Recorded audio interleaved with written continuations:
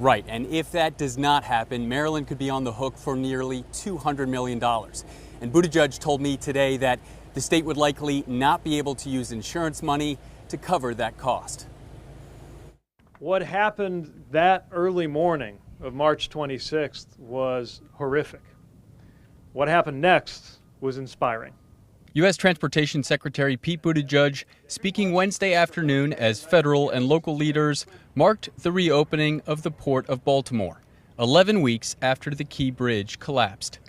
In a one-on-one interview with 11 News Investigates afterwards, he said he and President Joe Biden remain confident that Congress will pay the full cost to rebuild, despite pushback from some lawmakers. We continue to believe it's going to happen.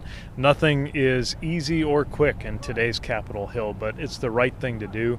We need these funds in our emergency relief funding for Baltimore, but really for needs all over the country. It's now been 2.5 months since President Biden made that vow. And 11 News Investigates asked Buttigieg what happens if Congress declines to cover the full amount. If the federal government pays 90% and Maryland pays 10%, what's going to happen to that $350 million? So there is precedent under our existing emergency relief program for a state to collect from insurance or litigation and then use that to reimburse the emergency relief dollars that they got. Translation, any insurance money Maryland gets, like the $350 million state officials expect to get soon from the bridge insurance policy, will be paid to the federal government.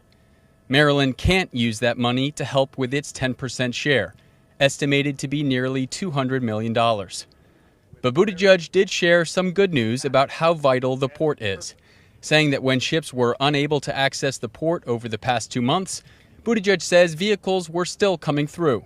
He says shipments of vehicles that were rerouted north to Rhode Island or south to Georgia were then transported here to be processed. It's not just loading and unloading that goes on here. There are actually manufacturing processes that take place on the grounds on and around the Port of Baltimore because that's the logical place to do it in our supply chains. So much so that it made sense, even during the disruption, to bring vehicles here to be finished or processed.